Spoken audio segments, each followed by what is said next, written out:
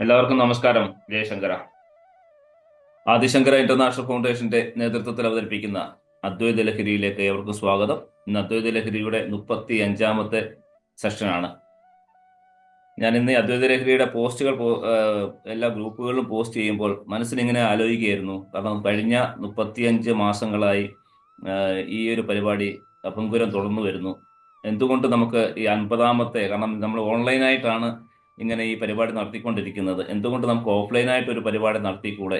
അപ്പം അതിനുള്ള സമയവും സാഹചര്യവും എന്നൊത്തുവരും. അങ്ങനെ കാൽക്കുലേറ്റ് ചെയ്തപ്പോഴാണ് ഇതിൻ്റെ 50ാമത്തെ എപ്പിസോഡ് എനിക്ക് തോന്നുന്നു അടുത്ത വർഷം മെയ്യിലാണ് വരിക. അപ്പം അങ്ങനെയെങ്കിൽ ആദിശങ്കര ജയന്തിയോടനുബന്ധിച്ച് തന്നെ ഈ അദ്വൈത ലഹരിയുടെ 50ാമത്തെ സെഷൻ, കാരണം അത് വിജയിച്ചൊരു പ്രോഗ്രാമാണ് സാർ. കാരണം 35 മാസങ്ങളായി, അതായത് അടുത്ത മാസമാകുമ്പോഴത്തേക്ക് 3 വർഷമാകും നമ്മുടെ ഈ പരിപാടി തുടങ്ങിയിട്ട്. അപ്പോൾ തീർച്ചയായിട്ടും അതൊരു ഒരു ഒരു സംഘടനയെ സംബന്ധിച്ചിടത്തോളം വലിയ അഭിമാനകരമായ കാര്യം തന്നെയാണ്. അപ്പം അതുകൊണ്ട് തന്നെ ഞാൻ ജയേട്ടനോടും അതുപോലെ നമ്മുടെ ഇവിടെ കൂടിയിരിക്കുന്ന മറ്റുള്ള എല്ലാ സുഹൃത്തുക്കളോടുമുള്ള ഒരു അപേക്ഷയാണ്, അഭ്യർത്ഥനയാണ്. നമുക്ക് അടുത്ത വർഷം ഈ 50ാമത്തെ എപ്പിസോഡ് നമുക്ക് ഓഫ്ലൈൻ ആയിട്ട് തന്നെ നമുക്ക് കാലടിയിൽ വെച്ച് തന്നെ നമുക്ക് നടത്തുവാൻ ആചാര്യസ്വാമികളുടെ അനുഗ്രഹം ഉണ്ടാവട്ടെ എന്ന് പ്രാർത്ഥിച്ചുകൊണ്ട് ഇന്നത്തെ ഈ സെഷനിലേക്ക് എല്ലാവരെയും സ്വാഗതം ചെയ്യുന്നു. ആദ്യമായി ഗുരുസ്മരണയ്ക്കായി നമ്മുടെ പ്രിയപ്പെട്ട ജയേട്ടനെ ഞാൻ വേദിയിലേക്ക് ആദരപൂർവ്വം സ്വാഗതം ചെയ്യുന്നു. ജയശങ്കര. ജയശങ്കര. ജയശങ്കര. അജ്ഞാനാന്തർഗഹനപതിതൻ ആത്മവിദ്യോപദേശൈഃ ത്രാതും ലോകൻ ഭവതപശിഖാ താപപാപച്യമാനാൻ മുക്ത്വാ മൗനം വടവിടവിനോ മൂലതോ നിഷ്പതന്തി ശംഭോ മൂർത്തിശ്ചരതി ഭുവനേ ശങ്കരാചാര്യരൂപാ സദാശിവസമാരംഭാം ശങ്കരാചാര്യമധ്യമാം അസ്മദാചാര്യപര്യന്താം വന്ദേ ഗുരുപരമ്പരാം. ശങ്കരം ശങ്കരാചാര്യം കേശവം ബാദരായണം സൂത്രഭാഷ്യകൃതൗ വന്ദേ ഭഗവന്തൗ പുനഃ പുനഃ. ജയശങ്കര. ജയശങ്കര. വളരെ സന്തോഷം ജയേട്ട. വളരെ അത്യാദരപൂർവ്വം ഇന്നത്തെ ഈ ക്ലാസ്സിലേക്ക് നമുക്ക് ഏവർക്കും പ്രിയപ്പെട്ട doctor P V Vishwanath sir അവറുകളെ ഞാൻ വേദിയിലേക്ക് സ്വാഗതം ചെയ്തുകൊള്ളുന്നു. ജയശങ്കര. ജയശങ്കര. തൈത്തിരീയോപനിഷത്തല്ലേ നമ്മൾ പഠിച്ചുകൊണ്ടിരിക്കുന്നത് ആണല്ലോ? അതെ അതെ അതെ. സഹനാവതു സഹനൗ പുനർതു സഹ വീര്യം കരവാവഹൈ തേജസ്വിനാവധീതമസ്തു മാ വിദ്വിഷാവഹൈ. ഓം ശാന്തി ശാന്തി ശാന്തി. സമാധാനീയത എല്ലാ പഠിതാക്കൾക്കും ഇനി തന്നെ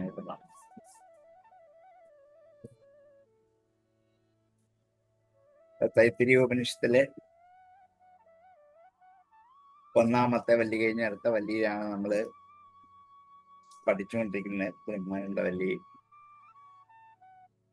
ശിക്ഷ വ്യാഖ്യാനിച്ചു കഴിഞ്ഞപ്പോഴാണ്, അതായത് അത് നമ്മുടെ വിഷയം. ഇനിയും വേദം പഠിച്ചു കഴിഞ്ഞിട്ട് പാഠശാലയിൽ നിന്നും പുറത്തേക്ക് പോകുന്ന വിദ്യാർത്ഥികൾക്ക് ആചാര്യൻ കൊടുത്ത ഉപദേശങ്ങളാണ് നമ്മൾ കഴിഞ്ഞ ദിവസം നോക്കിയിട്ടുണ്ട്. അതിന്റെ ബാക്കി ഇനി കുറച്ചുകൂടെ ഉണ്ട്. വേദമനുച്യ ആചാര്യോ അന്തേവാസിനു അനുശാസ്തി സത്യം പദ ധർമ്മഞ്ചര സ്വാധ്യായന്മാ പ്രമദ ആചാര്യായ പ്രിയം ധനമാഹൃത്യ പ്രജാതന്തും മാ വിവക്ഷിത്ഫീഹി.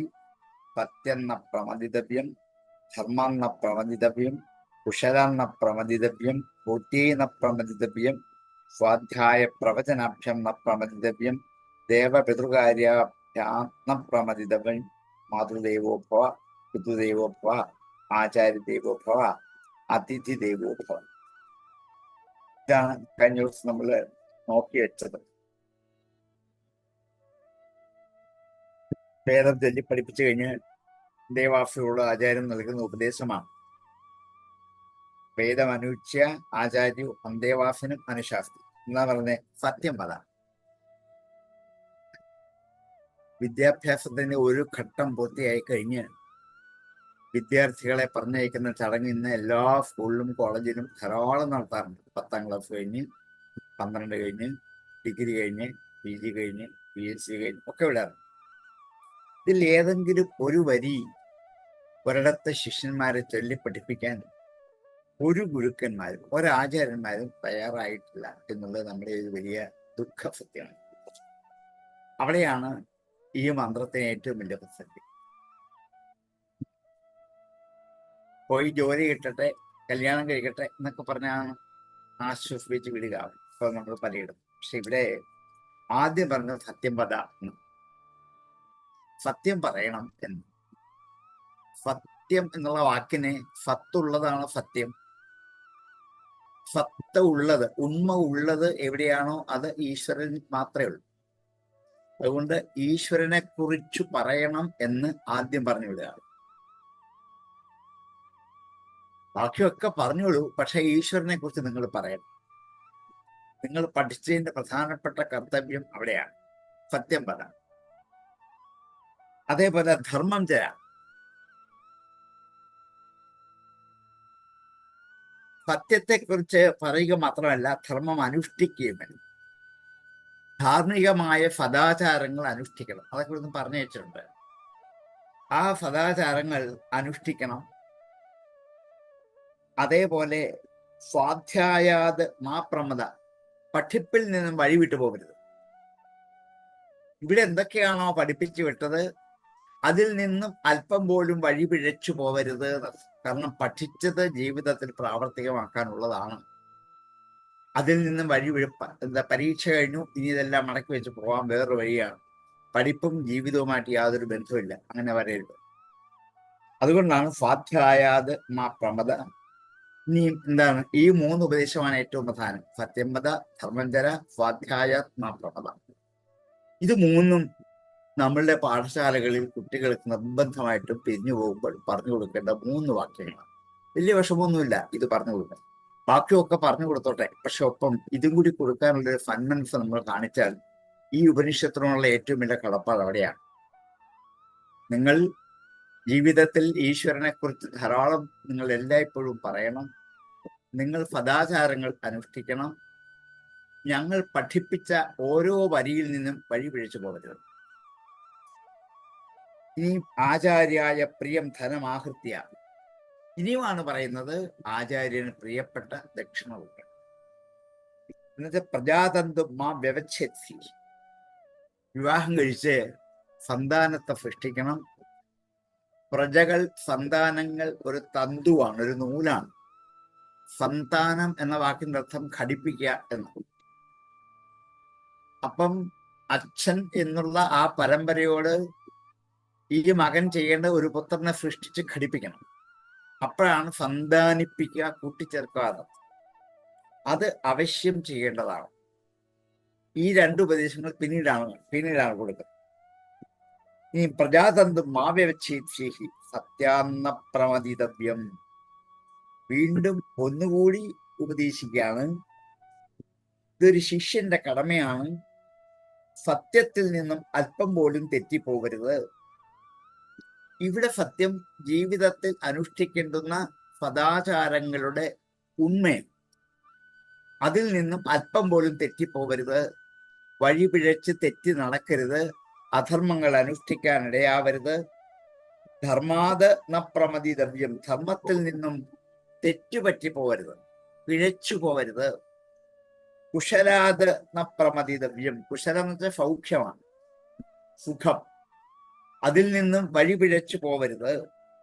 ഭൂത്തീന പ്രമദിതവ്യം, ഐശ്വര്യത്തിന് വേണ്ടിയുള്ള കാര്യത്തിൽ നിന്നും പിന്തിരിയരുത്.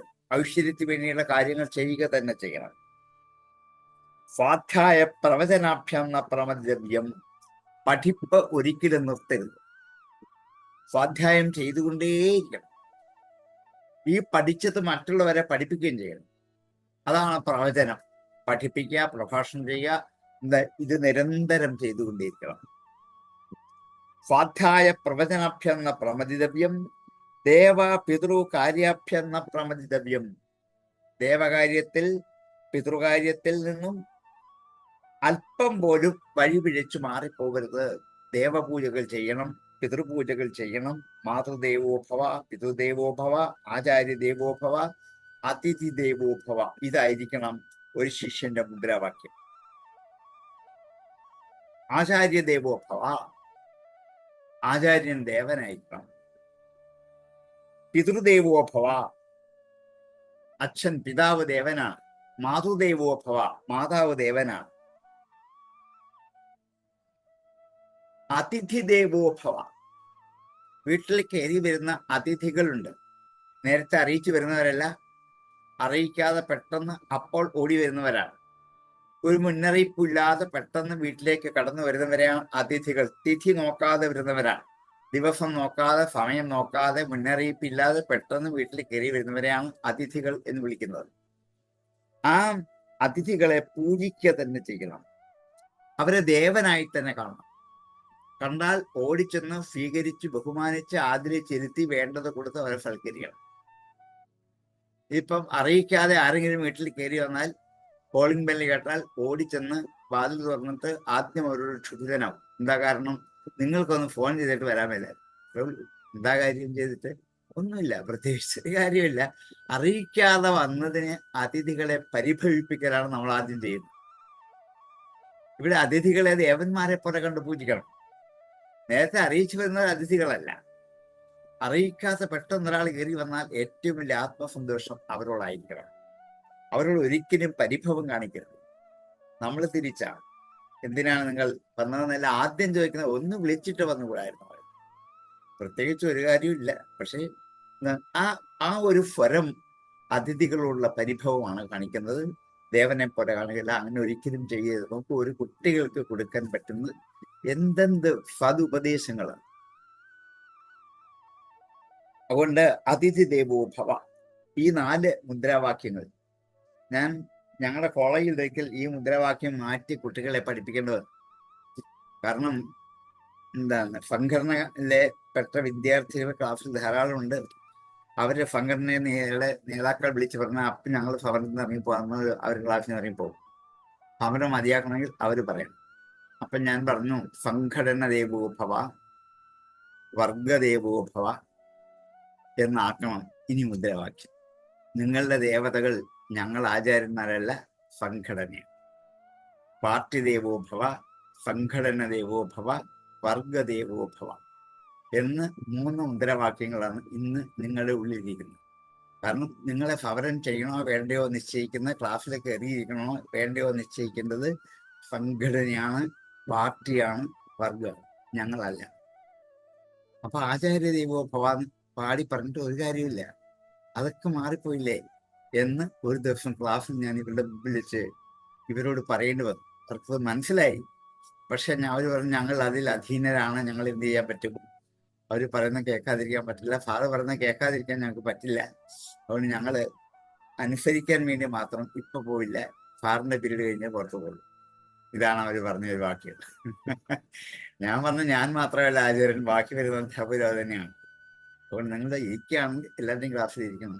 എൻ്റെ ക്ലാസ്സിൽ മാത്രമേ ഇരിക്കാതിന്റെ കാര്യമില്ല. കുറെ ഉപദേശിക്കേണ്ടതെന്ന്, കുറേയൊക്കെ പറ്റും, കുറേയൊക്കെ പറ്റാതെ പോകും. എന്തായാലും പോട്ടെ. ഈ ഒരു സാഹചര്യത്തിൽ നമ്മൾ ജീവിക്കുമ്പോൾ നമ്മുടെ കുട്ടികൾക്ക് പറഞ്ഞു കൊടുക്കാൻ പറ്റുന്ന ഏറ്റവും വലിയ മുദ്രാവാക്യമാണ് എന്താണ്? പിതൃദേവോ ഭവ, മാതൃദേവോ ഭവ, ആചാര്യ ദേവോ ഭവ, അതിഥി ദേവോ. ഇത്രയും നീണ്ട ഒരു ഉപദേശം കൊടുത്തിട്ടാണ് ഒരു ശിഷ്യനെ പാഠശാലയിൽ നിന്ന് വീട്ടിലേക്ക് ആചാര്യൻ പറഞ്ഞയക്കുന്നത്, അയക്കേണ്ടത് എന്ന് നമ്മെ ബോധ്യപ്പെടുത്തലാണ് ഈ മന്ത്രത്തിന്റെ ലക്ഷ്യം. അതുകൊണ്ട് തീരുന്നില്ല. തുടർന്ന് കുറെ ഉപദേശം കൂടിയുണ്ട്.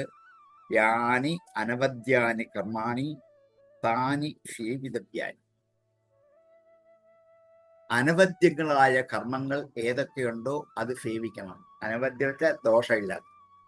നിർദോഷമായ കർമ്മങ്ങൾ മാത്രമേ ചെയ്യാവൂ. ജീവിതത്തിൽ അങ്ങോട്ട് ഇറങ്ങുമ്പോൾ അനവധി കർമ്മ മണ്ഡലങ്ങൾ ചുറ്റും കാത്തുകൊണ്ടാവും.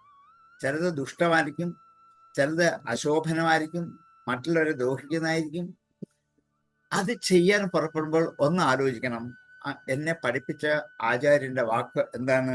യാനി അനവദ്യാനി കർമാണി താനി സേവിത. ആർക്കും ദോഷം ചെയ്യാത്ത കർമ്മം മാത്രമേ ചെയ്യാവൂ. നമ്മൾക്കും മറ്റൊരാൾക്കും ദോഷമുള്ള കർമ്മങ്ങൾ ചെയ്യരുത്. നോ ഇതരാണി, മറ്റുള്ള ചെയ്യരുത്.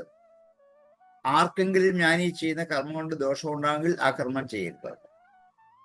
യാനി അസ്മാകം സുചരിതാനി താനി ത്വയോ ഉപാസ്യ. ഇനി ഞങ്ങളുടെ ഈ ചരിതങ്ങൾ ധാരാളമുണ്ട്. അതിൽ ഞങ്ങൾ കാണിക്കുന്ന നല്ല പ്രവൃത്തികൾ മാത്രമേ അനുസരിക്കാവൂ. അല്ലാത്ത ഇഷ്ടംപോലെ കണ്ടേക്കാം. ആചാര്യന്മാർ കാണിക്കുന്ന എല്ലാം അതേപോലെ ചെയ്യണം എന്നില്ല.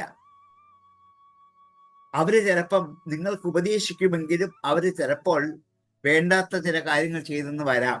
വന്നാൽ അതിനെ സ്വീകരിക്കരുത്. ഏതൊക്കെ തരത്തിൽ അപകടങ്ങൾ പതിയിരിക്കാം എന്ന് നിർദ്ദേശിച്ചുകൊണ്ട് തന്നെയാണ് പറഞ്ഞേക്കുന്നത്. യാനി അസ്മാകം സുചരിത. യാതൊക്കെയാണോ ഞങ്ങളുടെ സുചരിതങ്ങൾ, ഞങ്ങളുടെ നല്ല പ്രവൃത്തികൾ മാത്രമേ നിങ്ങൾ അനുകരിക്കാവൂ. താനി ത്വയോ ഉപാസ്യാൻ, അത് വേണം നിങ്ങൾ ഉപാസിക്കാൻ. ഞങ്ങൾ ചെയ്യുന്ന നല്ല പ്രവൃത്തികൾ മാത്രമേ നിങ്ങൾ ഉപാസിച്ച് ആചരിക്കാവൂ. ബാക്കി വിട്ടേക്കണം. ഞങ്ങൾ ചെയ്യുന്ന എല്ലാം അതുപോലെ ചെയ്യണമെന്നില്ല. അങ്ങനെ ദിവ്യാത്മാക്കൾ മഹാത്മാക്കൾ കാണിക്കുന്ന പ്രവൃത്തികൾ ഒന്നും ചിലപ്പോൾ നമുക്ക് അതുപോലെ ചെയ്യാൻ പറ്റില്ല. അതൊക്കെ വിട്ടേക്കണം. ഇപ്പൊ എന്താണ്, നമ്മൾ ആരാധിക്കുന്ന പരമശിവൻ വിഷം കുടിച്ചു. പരമശിവനെ ആരാധിക്കുന്ന ഞങ്ങളും വിഷം കുടിക്കാം എന്ന് പുറപ്പെട്ടാലോ? അപകടത്തിലേക്ക് ചെന്നയാളിയോ? ശ്രീകൃഷ്ണൻ പർവ്വതം പൊക്കിയെടുത്തു. ഞാൻ പൊക്കിയെടുക്കാം വിചാരിച്ചു നോക്കിയാലോ? ശ്രീകൃഷ്ണൻ രാസക്രിയകൾ ചെയ്യുന്നു. ഞാനും ഇതിന് പുറപ്പെട്ടാലോ? ഇതൊക്കെ ആലോചിക്കുമ്പോൾ ഞങ്ങളുടെ സുചരിതങ്ങൾ മാത്രം, അല്ലാത്ത ചരിതങ്ങൾ ഉണ്ടായേക്കാം. ആരും ഉണ്ടായേക്കാം. കാരണം ആചാര്യന്മാരൊക്കെ മനുഷ്യരാണ്. അങ്ങനെ വന്നാൽ അവയിലെ നല്ലത് മാത്രമേ നിങ്ങൾ അനുകരിക്കാവൂ. ബാക്കി അനുകരിക്കരുത്, വിട്ടേക്കണം. യാനി അസ്മാകം സുചരിതാനി താനി ത്വയ ഉപാസ്യാനി നോ ഇതരാണി, ബാക്കിയുള്ള ചെയ്തത്. അസ്മത്ശ്രേയാംസു ബ്രാഹ്മണാഹ തേഷാം ത്വയാ ആസനേന പ്രശോഭിതവ്യം. ഇനിയും ആരാണോ ഞങ്ങളിൽ ശ്രേഷ്ഠരായ ബ്രാഹ്മണർ ആരാണോ ഉള്ളത്, അവരെ ഏതെങ്കിലും സഭയിൽ വെച്ച് കണ്ടാൽ ആദരിക്കണം, ബഹുമാനിക്കണം, ആശ്വസിക്കണം. ഞങ്ങളെ പോലെയുള്ള ഗുരുക്കന്മാരായ ബ്രാഹ്മണർ, ബ്രഹ്മവിദ്യ അറിയാവുന്നവർ ധാരാളം ഉണ്ടായേക്കാം. ഞങ്ങളെ മാത്രമല്ല, ഞങ്ങളുടെ കൂട്ടത്തിൽ അനേകം ആചാര്യന്മാരെ കണ്ടേക്കാം. ആ ആചാര്യന്മാരെ ഏതെങ്കിലും സഭയിൽ വെച്ച് കണ്ടാൽ ആദരിക്കണം, നമസ്കരിക്കണം. നോക്കൂ, ഞങ്ങളെ മാത്രമല്ല. അതുകൊണ്ടാണ് അസ്മത്ശ്രേയാംസോ ബ്രാഹ്മണാഹ തേഷാം ത്വയാ ആസനേന പ്രശോഭിതവ്യം. അവരെ എവിടെ കണ്ടാലും ഒരു പീഠം കൊടുത്ത്, ആസനം കൊടുത്ത് അവരെ ഇരുത്തി ആദരിച്ച് ബഹുമാനിക്കണം. എന്നെ പഠിപ്പിച്ച അധ്യാപകനൊന്നുമല്ല, ആയിക്കോട്ടെ. പക്ഷെ എൻ്റെ ഗുരുകുലത്തിൽ ഉണ്ടായിരുന്ന അധ്യാപകൻ. അദ്ദേഹത്തെ ബഹുമാനിക്കണം, ആദരിക്കണം. അദ്ദേഹം നിന്ന് വിഷമിക്കുന്ന കണ്ടാൽ ഒരു സീറ്റ് കൊടുത്ത് അദ്ദേഹത്തെ ഇരുത്തണം. അദ്ദേഹത്തിന് വേണ്ട ചെയ്തു കൊടുക്കണം. ഇതൊരു ശിഷ്യന്റെ കടമയാണ്. നമുക്ക് ഒരു ഗുരുകുലത്തിൽ നിന്നും പോകുമ്പോൾ പറഞ്ഞയക്കലാണ്. ഇതൊക്കെ കാര്യങ്ങൾ ഒരു ശിഷ്യനെ പറഞ്ഞയക്കുന്നത്. അസ്മത്ശ്രേയാംസോ ബ്രാഹ്മണാഹ തേഷാം ത്വയാ ആസനേന പ്രശോഭിതവ്യം. ശ്രദ്ധയാദേയം. ദാനം കൊടുക്കുന്നത് ശ്രദ്ധയോടെ കൊടുക്കാം. ശ്രദ്ധയോടുകൂടി വേണം. അശ്രദ്ധയോടുകൂടി ദാനം ചെയ്യരുത്. അശ്രദ്ധയാ അതേയം. ആർക്ക് എന്ത് ദാനം ചെയ്താലും ശ്രദ്ധയ്ക്ക് വിശ്വാസം എന്നർത്ഥം. എന്താണ് ഇത്? ഞാൻ ഈ ദാനം ചെയ്യുന്നത് ഈശ്വരനാണ് കൊടുക്കുന്നത് എന്ന് ഉത്കൃഷ്ടമായ ഒരു വിശ്വാസത്തെ ഉറപ്പിച്ചുകൊണ്ടേ ദാനം ചെയ്യാവൂ. ഏറ്റവും ഉത്കൃഷ്ടമായ വസ്തുക്കളെ ദാനം ചെയ്യാവൂ. നമുക്ക് ഉപയോഗിക്കാൻ പറ്റുന്നതിൽ ഏറ്റവും നല്ല സാധനം, നമുക്ക് ഉപയോഗിക്കാൻ പറ്റാത്തത്, നമുക്ക് വേണ്ടാത്തത്, ഇതാർക്കെങ്കിലും ദാനം ചെയ്തേക്കാം എന്നല്ല വിചാരിക്കേണ്ടത്. അത് ദാനമല്ല. നമ്മൾക്ക് ഉപയോഗിക്കാൻ പറ്റുന്ന ഏറ്റവും നല്ല സാധനം, നമ്മൾക്ക് ഇഷ്ടമുള്ളൊരു വസ്തു, അത് എന്ത് ചെയ്യണം? ഈശ്വരന് കൊടുക്കുന്നു എന്ന് സങ്കല്പിച്ച് മറ്റൊരാൾക്ക് ദാനം ചെയ്യണം. ദാനം അങ്ങനെ ചെയ്യാവൂ. ശ്രീയാദേയം. അതേപോലെ ഐശ്വര്യത്തോടുകൂടി ദാനമേ കൂടിയേ ദാനം ചെയ്യാവൂ. ഐശ്വര്യം വെച്ചാൽ കുളിച്ച് ശുദ്ധമായി നല്ല വസ്ത്രം ധരിച്ച് ദാനം കൊടുക്കുന്ന വസ്തുവും അതേപോലെ എന്താണ് പരിശുദ്ധമായ വസ്തു മാത്രം നോക്കിയെടുത്ത് ദാനം ചെയ്യാവൂ. ശ്രീയാദേയം ഹ്രിയാദേയം ലജ്ജയോട് കൂടിയേ കൊടുക്കാവൂ. ലജ്ജ എന്ന് വെച്ചാൽ എനിക്ക് ഇത്രേ ഉള്ളൂ കൊടുക്കാൻ, ഇതിക്കുള്ള എനിക്ക് കൊടുക്കാൻ പറ്റുന്നില്ലല്ലോ എന്നുള്ള ഒരു ലജ്ജയോട് കൂടി വേണം.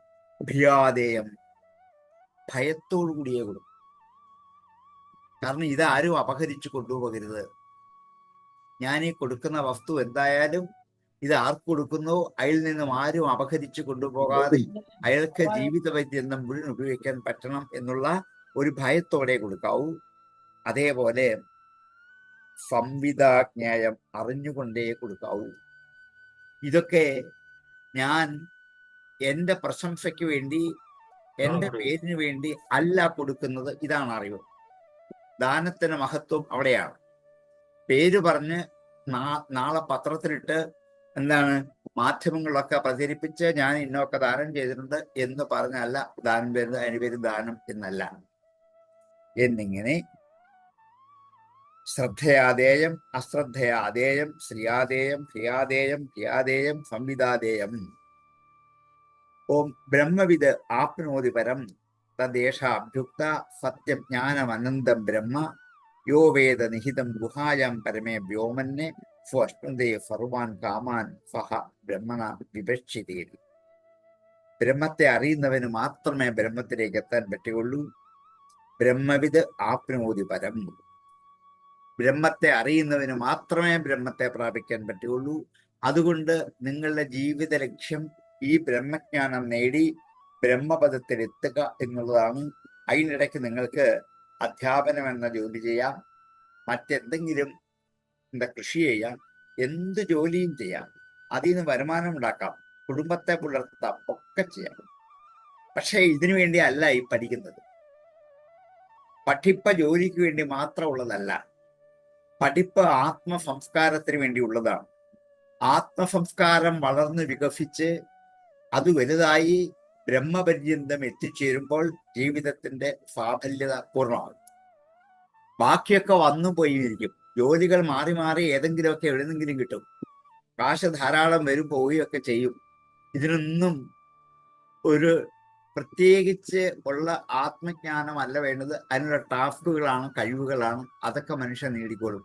അവരുടെ ഇഷ്ടമനുസരിച്ചുള്ള ജോലിയല്ല ടാസ്കുകൾ. ഇതിനെ അല്ല വിദ്യാഭ്യാസം എന്ന് പറയുന്നത്.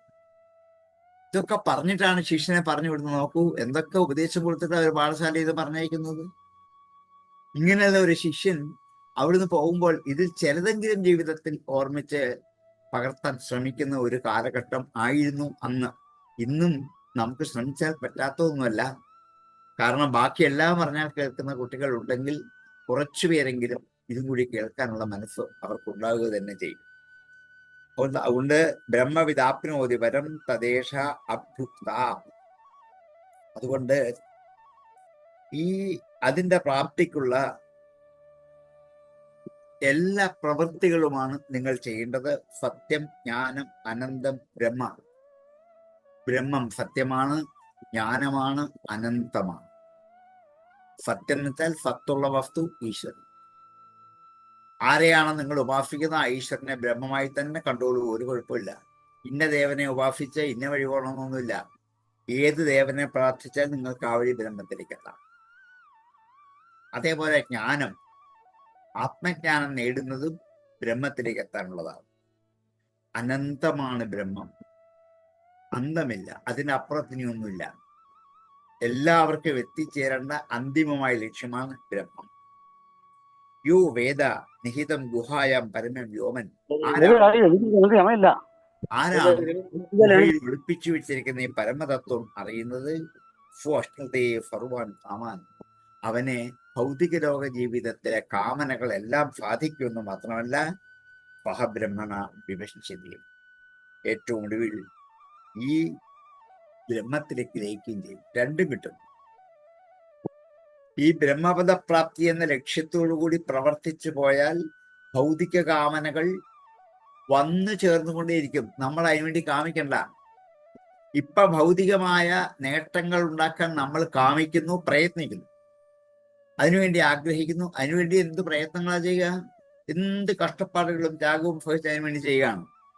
ഇതൊക്കെ തന്നെ വന്നു ചേരും. അതിനുവേണ്ടി വലിയ പ്രയത്നത്തിന്റെ ആവശ്യമില്ല. പ്രയത്നിക്കേണ്ടത് ഈ ആത്മജ്ഞാനത്തിന് വേണ്ടിയിട്ടാണ്.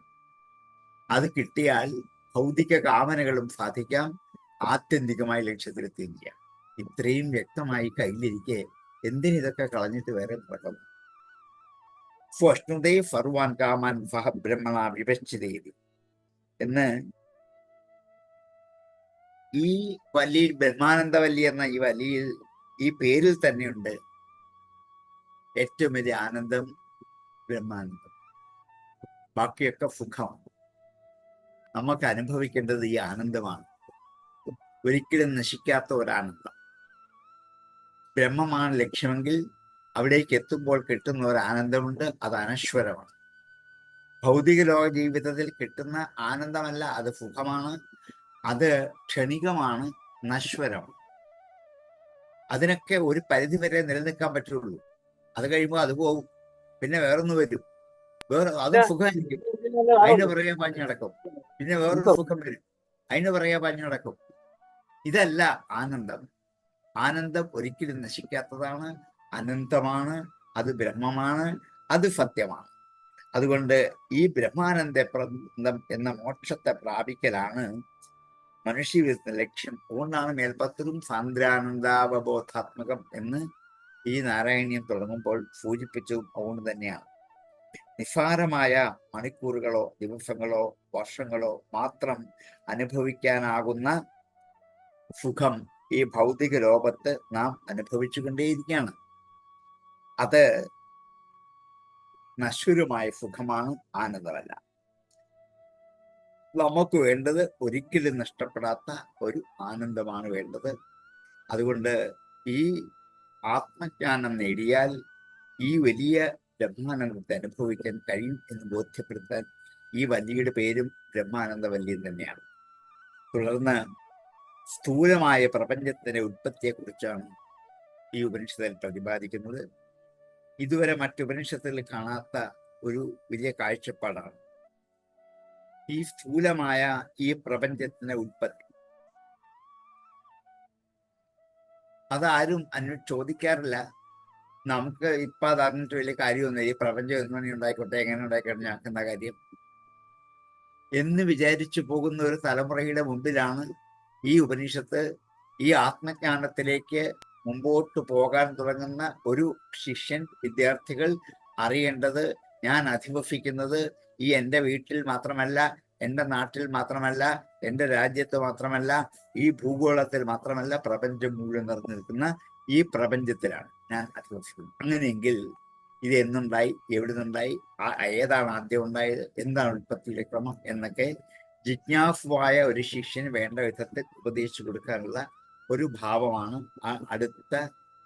ഈ ബ്രഹ്മാനന്ദവല്ലിൽ അടുത്ത വിഷയം. തസ്മാത് വാ ഏതസ്മാത് ആത്മന ആകാശ സംഭൂതം. അപ്പോൾ ഒരു സുദീർഘമായൊരു സൃഷ്ടിയുടെ വിവരണമുണ്ട്. നമുക്ക് ആ ഉപനിഷത്ത് എപ്പോഴെങ്കിലും സുദീർഘമായി പഠിക്കുമ്പോൾ വിസ്തരിച്ച് പഠിച്ചു പോകാം. അപ്പൊ ഞാൻ ചുരുക്കി പറഞ്ഞു പോകുന്നേ ഉള്ളൂ, എന്താ എന്റെ വിഷയം എന്ന് പറയാൻ വേണ്ടി മാത്രം. തസ്മാത് ഏതസ്മാത് ആത്മന ആകാശ സംഭൂത. ഈ ബ്രഹ്മസ്വരൂപമായ ആത്മശക്തിയിൽ നിന്നും ആദ്യമുണ്ടായത് ആകാശമാണ്. ആകാശത്തിൽ വായു ഉണ്ടായി, വായുവിൽ നിന്ന് അഗ്നി ഉണ്ടായി, അഗ്നിയിൽ നിന്ന് ജലമുണ്ടായി, ജലത്തിൽ നിന്ന് പൃഥ്വി ഉണ്ടായി എന്നിങ്ങനെ പഞ്ചഭൂതങ്ങളുടെ ഉത്പത്തി ക്രമങ്ങളെ കുറിച്ച് വിസ്തരിച്ച് പറഞ്ഞു. ആത്മാവിൽ നിന്നും ശബ്ദഗുണമുള്ള ആകാശമാണ് ആദ്യമുണ്ടാകുന്നത്. ശബ്ദഗുണകം ആകാശം എന്ന ശാസ്ത്രം ഇന്ന് കണ്ടുപിടിച്ചത് എത്ര കാലം മുമ്പ് ഉപനിഷത്ത് സാക്ഷാത്കരിച്ചു. ശബ്ദത്തിന് സഞ്ചരിക്കാനുള്ള ഒരു മീഡിയയാണ് ആകാശം. ആകാശത്തിൽ കൂടിയാണ് ശബ്ദഗുണകം ആകാശം എന്ന വാക്കാണ് ഉപയോഗിച്ചത്. കാരണം എന്താണ്, ആ ശബ്ദത്തിന് അതുകൊണ്ട് ഓങ്കാരം എന്ന ബ്രഹ്മത്തെ പ്രതിപാദിക്കുന്ന ധ്വനി, ശബ്ദം സഞ്ചരിച്ചു പോകുന്ന ഈ മീഡിയയ്ക്ക് ആകാശം എന്ന് പേര് കൊടുത്തു. ആത്മാവിൽ നിന്നും ശബ്ദഗുണമുള്ള ആകാശം ഉണ്ടായി, ആകാശത്തിന് സ്പർശഗുണമുള്ള വായു ഉണ്ടായി, വായുവിൽ നിന്നും രൂപഗുണമുള്ള അഗ്നി ഉണ്ടായി, അഗ്നിയിൽ നിന്നും രസഗുണമുള്ള ജലമുണ്ടായി, ജലത്തിൽ നിന്നും ഗന്ധവതിയായ പൃഥ്വി ഉണ്ടായി. പൃഥ്വി ഗന്ധവതി എന്നാണ് പൃഥ്വിയുടെ ലക്ഷണം. മണമുള്ളതാണ്. ആ പൃഥ്വിയിൽ നിന്ന് സസ്യങ്ങളുണ്ടായി, ധാന്യങ്ങളുണ്ടായി, അതിൽ നിന്നും അന്നമുണ്ടായി, അന്നത്തിൽ നിന്നും രേതസ് ഉണ്ടായി, അതിൽ നിന്നും പുരുഷനുണ്ടായി. ഈ പുരുഷതത്വത്തെ പൊതിഞ്ഞു സൂക്ഷിക്കുന്ന 5 ആവരണങ്ങളുണ്ട്. ഇനിയും ഈ 5 ആവരണത്തെ കുറിച്ചാണ് ബ്രഹ്മാനന്ദവല്ലിയിൽ ചർച്ച ചെയ്യാറുള്ളത്. അതിനുള്ളൊരു ഉപക്രമമാണ് ഇത്രയും സമയം പറഞ്ഞത്. ഈ പരമേശ്വര ചൈതന്യ സ്വരൂപമായ പ്രപഞ്ചത്തെ മുഴുവൻ നിയന്ത്രിക്കുന്ന അദൃഷ്ടമായ അദൃശ്യമായ ഏതോ ഒരു ശക്തിയാണ് ഇവരെ ആത്മാവെന്ന് വിളിച്ച മറ്റൊന്നല്ല. നിരന്തരമായും ഇവിടെ ഇങ്ങനെ ചലിച്ചു പ്രചരിച്ചു കൊണ്ടേയിരിക്കുന്ന ഒരു ശക്തിയുണ്ട്. അത് പ്രപഞ്ചം മുഴുവനുണ്ട്. അതിൽ നിന്നും ആദ്യമുണ്ടായത് ആകാശമാണ്. ആകാശത്തിന്റെ ഗുണം ശബ്ദവുമാണ്. ശബ്ദത്തെ വ്യാപരിക്കാനുള്ള ഒരു പ്രതലമെന്നുള്ള മട്ടിൽ ശബ്ദം തരംഗങ്ങളായ ആകാശത്തിൽ കൂടി സഞ്ചരിച്ചു പോകുമെന്ന് എത്രയോ ലക്ഷം വർഷങ്ങൾക്ക് മുമ്പ് ഉപനിഷത്ത് നമ്മെ ബോധ്യപ്പെടുത്തുകയാണ്. ആകാശത്തിൽ നിന്ന് പിന്നീടുണ്ടാകുന്നത് സ്പർശഗുണമുള്ള വായുവാണ്. വായുവിന്റെ ഗുണം സ്പർശിക്കലാണ്, തൊട്ടു നോക്കുക.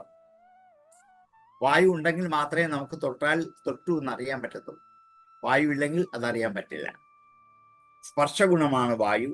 അങ്ങനെ സ്പർശഗുണമുള്ള വായുവിൽ നിന്നും ആകാശവും വായുവും കൂടി ഒന്നിച്ചു ചേരുമ്പോഴാണ് ഈ ശബ്ദത്തിന്റെ സാക്ഷാത്കാരം പൂർണ്ണമാകുന്നത്. അപ്പൊ അമ്മ ഇത്ര ഇങ്ങനെ കക്ഷികൾ ഞങ്ങൾ ഫുഡൊക്കെ കൊണ്ട് അരിയും പയറും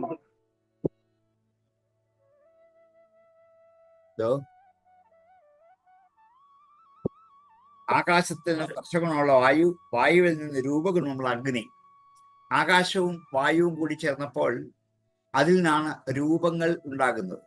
അഗ്നിയിലാണ് രൂപം ആദ്യം കാണുന്നത്.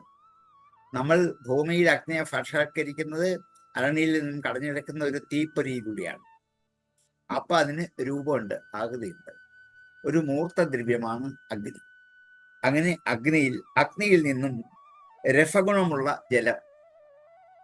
ജലത്തിന്റെ ഗുണം രസമാണ്. കാരണം അത് ജലേ മധുരേവ രസ, ജലത്തിലെ രസം മധുരം മാത്രമാണ്. അങ്ങനെ അഗ്നിയിൽ നിന്നും ജലമുണ്ടായി. അതെ, അഗ്നിയിൽ എന്തുണ്ട്? ജലമുണ്ട്. അതുകൊണ്ടാണ് അഗ്നി കെടുത്താൻ ജലത്തിനെ പറ്റൂ. അഗ്നിയിൽ എന്തുണ്ട്? വെള്ളമുണ്ട്. അതുകൊണ്ട് തന്നെയാണ് വെള്ളം ഒഴിച്ച അഗ്നി കെടുക. രസഗുണമുള്ള ജലം അടുത്ത കാലത്ത് കണ്ടുപിടിച്ചതല്ല ഇതൊന്നും. വെള്ളത്തിൽ എന്തൊക്കെയുണ്ട്? വെള്ളത്തിൽ അഗ്നിയുണ്ട്, വെള്ളത്തിൽ അതേപോലെ വായുവുണ്ട്, അതേപോലെ വെള്ളത്തിൽ ആകാശമുണ്ട്, വെള്ളത്തിൽ സ്പർശനമുണ്ട്. ഇതൊക്കെ എത്ര കാലം മുമ്പ് നമ്മുടെ ഋഷിമാർ അറിഞ്ഞ് സാക്ഷാത്കരിച്ച് ബോധ്യപ്പെടുത്ത കാര്യങ്ങളാണ്.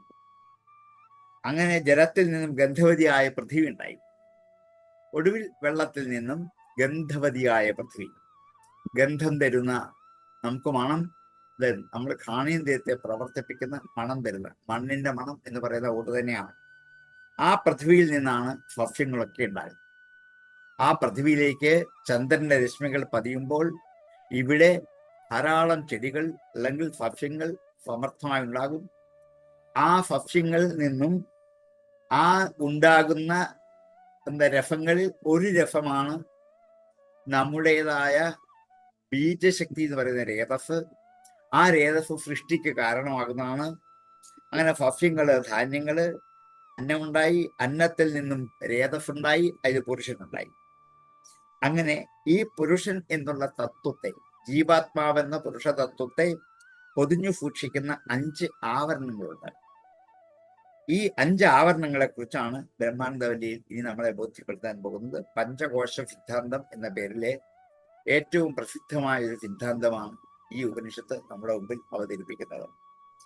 പുരുഷത്വത്തെ അന്നമയകോശം, പ്രാണമയകോശം, മനോമയകോശം, വിജ്ഞാനമയകോശം, ആനന്ദമയകോശം എന്ന് 5 കോശങ്ങളെ കൊണ്ട് ആവരണം ചെയ്തിരിക്കുകയാണ്, മറച്ചിരിക്കുകയാണ് എന്ന് നമ്മെ ബോധ്യപ്പെടുത്തുകയാണ്. ഈ 5 ആവരണങ്ങൾ അഴിച്ചു മാറ്റി അകത്ത് ചെല്ലുമ്പോഴാണ് എൻ്റെ ഉള്ളിലിരിക്കുന്ന ആ പരമേശ്വര തത്വത്തെ നമുക്കറിയാൻ പറ്റും. അതുകൊണ്ടാണ് ക്ഷേത്രങ്ങളിലും ഈ 5 ആവരണങ്ങളുണ്ട്. ബാഹ്യമായ ഒരു എന്താണ് ആവരണമുണ്ട്. നമുക്ക് പ്രദക്ഷിണം വെക്കാൻ പറ്റുന്ന ഒരു പ്രദക്ഷിണ വഴിയുണ്ട് ചുറ്റും. അത് കഴിഞ്ഞ് വിളക്കുമാടം എന്ന് പറഞ്ഞുകൊണ്ട് അതിൻ്റെ അകത്ത് നാലമ്പലമുണ്ട്. അതിൻ്റെ അകത്ത് എന്താണ് വീണ്ടും പ്രദക്ഷിണം വെക്കാനുള്ള ഒരു വഴിയുണ്ട്. അതിൻ്റെ അകത്ത് ഒരു ഗർഭഗൃഹമുണ്ട്. അതിൻ്റെ ഉള്ളിൽ ശ്രീകോവിലുണ്ട്. അതിൻ്റെ ഉള്ളിൽ വിഗ്രഹമുണ്ട്. അതിലാണ് ഈശ്വര ചൈതന്യം വരുന്നത്. ഈ പഞ്ചകോശാന്ത സിദ്ധാന്തം അതേപോലെ ക്ഷേത്രങ്ങൾ ആവിഷ്കരിച്ചിട്ടുണ്ട്. അതിന് പഞ്ചപ്രാകാരങ്ങൾ എന്ന ക്ഷേത്രങ്ങൾ പറയും. ഈ പഞ്ചപ്രകാരങ്ങളുടെ ഉള്ളിൽ അകത്താണ് ഈശ്വര സത്ത നിലനിൽക്കുന്നത്. അതുകൊണ്ടാണ് വിഗ്രഹത്തിലാണ് ഈശ്വരൻ എന്ന്. ഈ ഓരോ ആവരണങ്ങളെയും ഛേദിച്ച് അകത്ത് കടന്നിട്ട് ഇത് കണ്ടെത്താൻ പറ്റുള്ളൂ. ഇതെങ്ങനെ വേണം എന്ന് ഉപനിഷത്ത് നമ്മളെ ബോധ്യപ്പെടുത്തുക. ആദ്യത്തേത് അന്നമയ കോശമാണ്. അന്നാദ്വൈ പ്രജാഹ പ്രജായന്തേ. അന്നത്തിൽ നിന്നുമാണ് പ്രജകൾ ഉണ്ടാകുന്നത്. നാം ഭക്ഷിക്കുന്ന അന്നത്തിന്റെ ഒരു ഭാഗമാണ് രേതസായിട്ട് മാറുന്നത്. അതാണ് സൃഷ്ടിക്ക് കാരണം. ജീവനും ശരീരപുഷ്ടിയും അന്നം കൊണ്ടാണ് ഉണ്ടാകുന്നത്. അന്നം ഉള്ളിലുണ്ടെങ്കിലേ രേതസ്സിന് പുഷ്ടി പ്രാപിക്കാൻ പറ്റുള്ളൂ. ബീജശക്തി സന്താനങ്ങളെ സൃഷ്ടിക്കാൻ കഴിയുള്ളൂ. അന്നമില്ലെങ്കിൽ കഴിയില്ല. അന്നം കൊണ്ടാണ് ഭൗതിക ശരീരം വളർന്ന് പുഷ്ടി പ്രാപിക്കുന്നത്. കൈകാലുകൾ വളർന്ന് പുഷ്ടി പ്രാപിക്കുന്നത്, ഇന്ദ്രിയങ്ങൾ വളർന്ന് പുഷ്ടി പ്രാപിക്കുന്നത്, മനസ്സ് പുഷ്ടി പ്രാപിക്കുന്നത്, ബുദ്ധി പുഷ്ടി പ്രാപിക്കുന്നത് ഒക്കെ ഈ അന്നം കൊണ്ടാണ്. അന്നത്തിന്റെ ഓരോരോ അംശങ്ങൾ അകത്തേക്ക് കടന്ന് അത് ഓരോന്നായി പരിണമിച്ച് അങ്ങനെയാണ് ഈ ഭൗതികമായ ഈ ശരീരം, ഇന്ന് കാണപ്പെടുന്ന ശരീരം ഉണ്ടാകും. അതിൽ രക്തമുണ്ടാകും, മജ്ജയുണ്ടാകും, മാംസം ഉണ്ടാകും, മൂത്രമുണ്ടാകും, രേതസ് ഉണ്ടാകും. ആ രേതസാണ് പിന്നെ സൃഷ്ടിക്ക് കാരണമായി വരുന്നത്. അതുകൊണ്ട് അന്നം അനിവാര്യമാണ്. അന്നമില്ലാതെ ജീവിക്കാനേ പറ്റില്ല. ശരീരപുഷ്ടി ഉണ്ടാകുന്നതും അന്നം കൊണ്ടാണ്. എല്ലാ ഔഷധികളും അന്നം കൊണ്ടാണ് ഉണ്ടാകുന്നത്. പുഷ്ടി പ്രാപിക്കുന്നത് എന്നത് അന്നം ബ്രഹ്മമാണ്. അന്നവുമായി ബ്രഹ്മ എന്ന് ഗീത പലപ്പോഴും നമ്മെ ബോധ്യപ്പെടുത്താം. ബ്രഹ്മാർപ്പണം, ബ്രഹ്മഹവിർ, ബ്രഹ്മാഗ്നൗ, ബ്രഹ്മണാഹുതം, ബ്രഹ്മൈവ തേന ഗന്ധവ്യം ബ്രഹ്മകർമ്മ സമാധിന എന്ന ഒരു മന്ത്രം ജപിച്ചിട്ടാണ് ഭക്ഷണം കഴിക്കാറുള്ളത്. കാരണം അന്നം ബ്രഹ്മമാണ്. ബ്രഹ്മത്തെ അനുഭവിക്കുന്നത് പോലെ ഈ അന്നത്തെ എനിക്ക് അനുഭവിക്കാൻ സാധിക്കണം. ചോറ് വിളമ്പിക്കഴിഞ്ഞാൽ സത്യം ത്വാ ഹൃതേന പരിഷിഞ്ചാമി എന്നൊരു മന്ത്രം ചൊല്ലി അന്നത്തിന് ചുറ്റും ജലമയമായ പ്രദക്ഷിണം വെച്ചിട്ട് അന്നം ഭക്ഷിക്കുള്ളൂ. സത്യം ത്വാ ഹൃതേന പരിഷിഞ്ചാമി. സത്യമായ ത്വാ നിന്നെ അങ്ങയെ ഹൃതേന ഹൃതം കൊണ്ട് അനുഭവിച്ചറിഞ്ഞതുകൊണ്ട് സത്യത്തെ ഞാനിപ്പോൾ, സത്യമായ ഈശ്വര സത്തയെ ഞാനിപ്പോൾ ഈ അന്നമയത്തിൽ കൂടി അനുഭവിക്കരച്ച് അറിയാൻ പോവാണ്. ഹൃതേന, ആ ഹൃതം കൊണ്ട് പരിഷിഞ്ചാമി, ഞാനിതാ ഒന്ന് വളച്ചു കിട്ടുന്നു അങ്ങയെ. എന്താണ്? ഒരു പരിധി നിശ്ചയിക്കുകയാണ് ഈ അന്നത്തിന്. എന്നിട്ടാണ് നമ്മൾ രണ്ടാമത് കൈക്കുടന്നയിൽ എന്ത് ചെയ്യുന്നത്? ഇത്തിരി വെള്ളം കുടിക്കുന്നത്. അതുകൊണ്ട് അന്നത്തിന് ചുറ്റും പ്രദക്ഷിണമായി കൈക്കുടന്നയിലെ ജലം തളിച്ചിട്ടാണ് ഭക്ഷണം കഴിക്കുന്നത്. കാരണം എന്താണ്? അന്നം ബ്രഹ്മമാണ്. ഇതൊക്കെ എത്ര കാലം മുമ്പ് നമ്മളിങ്ങനെ ചെയ്തുകൊണ്ടേയിരിക്കുന്നതാണ്. എന്തിനാന്ന് പക്ഷെ നമുക്ക് അറിയില്ലായിരിക്കും. നമ്മളെ പൂർവ്വികർ കാണിച്ച് അതുപോലെ ചെയ്യുന്നത് മാത്രമേ ഉള്ളൂ. പക്ഷെ ഈ ഉപനിഷത്ത് അത് നമ്മെ ബോധ്യപ്പെടുത്തണം. നമ്മളെ നിത്യജീവിതത്തിലേക്ക് ഇറങ്ങി വരുന്ന ഒരു ഉപനിഷത്തിന്റെ ശക്തി ഇവിടെ കാണാൻ പറ്റും. അതേപോലെ ജലമയമായ അന്നത്തെ ഭേദം, ഈ അന്നം സത്യമാണ്, സത്യം ബ്രഹ്മമാണ് എന്ന് ഞാൻ അനുഭവിച്ചറിയുന്നു. ഹൃദയേന പരിഷിഞ്ചാമി. അങ്ങനെ ബ്രഹ്മത്തെ അനുഭവിക്കുന്നത് പോലെ ഹൃദത്തിലൂടെ ഞാൻ ഈ അന്നത്തെ അനുഭവിക്കാൻ പോകുന്നുവെന്ന് അതിമനോഹരമായ സങ്കല്പം. ഇതാണ് നമ്മുടെ ശരീരത്തിന്റെ ബാഹ്യമായ ആവരണമായ ആദ്യത്തെ കോശമായ അന്നമയ കോശത്തിന്റെ മാഹാത്മ്യം. ഈ മാഹാത്മ്യം നന്നായി പറഞ്ഞിട്ടാണ് ഈ എൻ്റെ ഉള്ളിലേക്ക് കടക്കണമെങ്കിൽ ഈ ശരീരത്തിന്റെ തൊലിയും ഓപ്പറേഷൻ ചെയ്യുന്ന എന്ത് ചെയ്യണം? ഈ തൊലിയെ, മജ്ജ, മാംസം ഇതൊക്കെ കട്ട് ചെയ്ത് അകത്ത് കടക്കണം, അങ്ങോട്ട് ചെല്ലണം. എങ്കിൽ മാത്രമേ ആ ലക്ഷ്യത്തിലേക്ക് നമുക്ക് എത്താൻ പറ്റുള്ളൂ. അതുകൊണ്ട് ഈ എൻ്റെ ശരീരത്തെ പുഷ്ടി പ്രാപിപ്പിച്ച് എനിക്ക് സഞ്ചരിക്കാൻ, സംസാരിക്കാൻ, നടക്കാൻ ഒക്കെ എനിക്ക് ശക്തി തരുന്നത് ഈ അന്നമയമാണ്. അത് എന്നെ പൊതിഞ്ഞിരിക്കുന്ന ആദ്യത്തെ ഒരു ആവരണമാണ്. ഈ ആവരണത്തെ ബ്രഹ്മമായി തന്നെ കണ്ട് ബഹുമാനപൂർവ്വം അതിനെ ഉപാസന ചെയ്യുക തന്നെ ചെയ്യണം. അതുകൊണ്ടാണ് അന്നമയമായ ശരീരത്തെ ശരീരമാദ്യം ഖലു ധർമ്മസാധനം. ഏത് ധാർമ്മികമായ പ്രവൃത്തികൾ അനുഷ്ഠിക്കാനും ആദ്യത്തെ ഉപകരണം ശരീരമാണ്. അതുണ്ടെങ്കിൽ മാത്രമേ പറ്റുള്ളൂ. തസ്മാത് വാ ഏതസ്മാത് അന്നമയ രഫാത് അന്യോ അന്തര ആത്മാ പ്രാണമയ. ഈ അന്നമയമായ ശരീരത്തിനകത്ത് പ്രാണമയമായ ശരീരമുണ്ട്. അതിന്റെ പേരാണ് അത് പ്രാണമയ കോശം എന്നറിയപ്പെടുന്നത്. രണ്ടാമത്തെ കോശം അവിടെയാണ്.